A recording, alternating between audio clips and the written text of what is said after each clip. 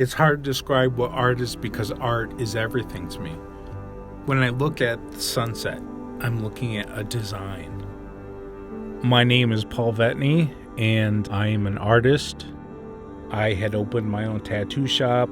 I've been tattooing for nearly 20 years, and it wasn't until about halfway through that I really felt comfortable opening up.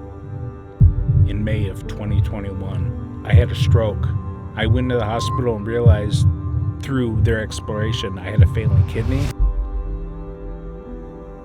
At the time of the stroke, I had accomplished these things, and I said, you know what?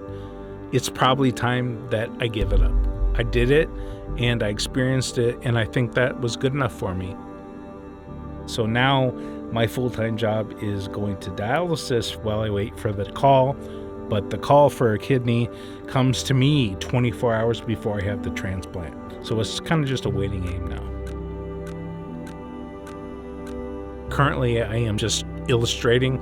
Luckily, after my recovery, I still have use of the right side of my brain, everything that I operate with. The only part of me that still doesn't work is my left ankle. But if that's the only hiccup I have, it's okay. In my life, there's no question that I've had some dark spots. The last thing you need when you've been kicked in the gut by life is to have someone tell you that you did it all wrong or that they're ashamed of you.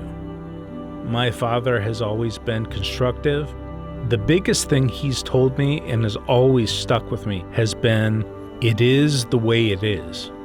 You know, there are reasons for things being the way they are, but there's no changing that by wishing that way. When I came here, the thing that we can do together is get to a lake, we can be silent and just enjoy things. My connection with my father is artistically driven. Through our endeavors together through art, we open up conversation and dialogue between us. My father is a philosopher, and so my father's biggest lesson to me is, Paul, this happened to you. What are you going to do now? I think that the moments of silence have been an avenue in which I'm able to process things in a reasonable fashion.